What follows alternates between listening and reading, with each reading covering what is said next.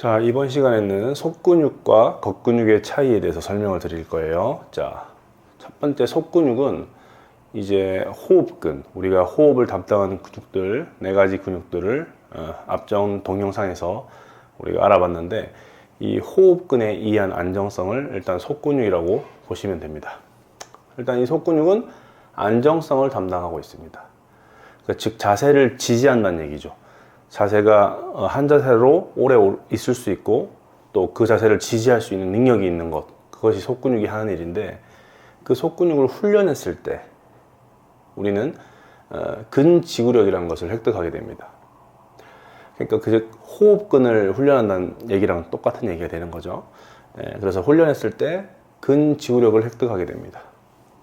자, 그 근지구력이 획득되면 우리가 일상생활을 유지하는 것에 능력이 생기고, 그 다음에 통증의 경감이 시작됩니다. 자, 여기 이제 속근육의 역할과 훈련했을 때의 어떤 결과들을 말씀드렸는데, 이번에는 겉근육을 한번 보면, 겉근육은 표면 근육입니다.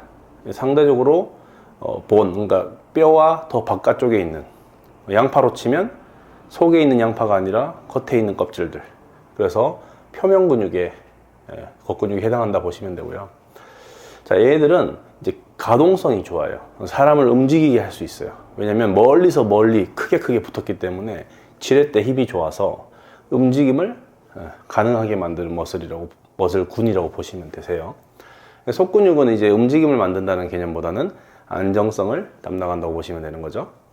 그러면 우리가 겉근육, 즉 표면 근육을 훈련하면 근력과 파워를 획득하게 됩니다. 자, 그러면 근력과 파워를 획득하게 되면 어떤 것이 좋아지냐? 이제 퍼포먼스가 좋아집니다. 움직임에 대한 퍼포먼스. 그리고 모든 능력치가 향상이 되죠. 그러니까 우리가 이제 사실 환자가 운동을 어떻게 할 것인가에 대해서 우리가 더 중요시 여기는 건데, 환자는 어떻게 운동해야 되냐? 첫 번째, 무조건 근지구력부터예요. 그러니까 속근육부터 말하는 거죠. 두 번째가 근력이고, 세 번째가 파워예요.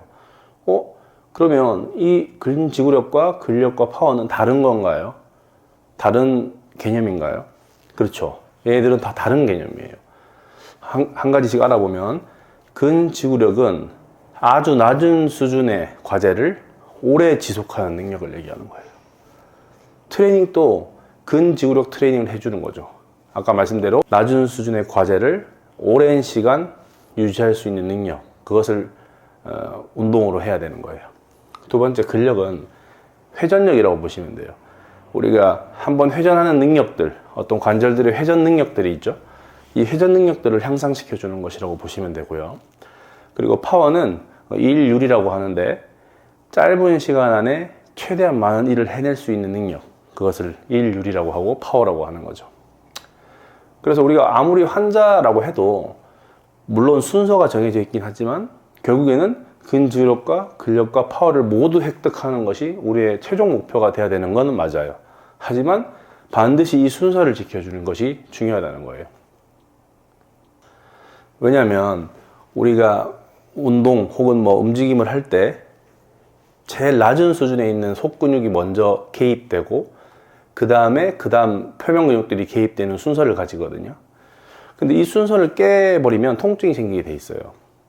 먼저 근지구력이 안정화를 시켜주고 근력이 사용되는 것이 제일 우리가 원하는 것인데, 근지구력이 획득이 잘 되지 않는 사람들은 속근육이 아직 준비가 되지 않았는데 겉근육이 먼저 들어오려고 하는 것, 이런 것이 문제가 되는 거죠.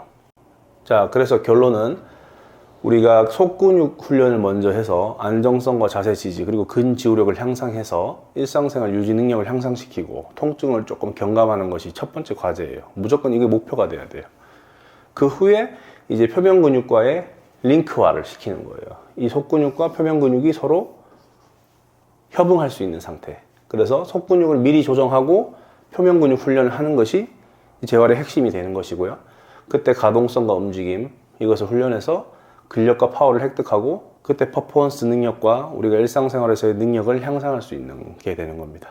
그래서 속근육, 즉 호흡근의 안정성이 무엇인지 잘 모르는 분들은 겉근육 훈련을 너무 우선시하게 되면 부상이 올 수 있다는 것, 그것을 기억해 주시기 바랍니다. 감사합니다.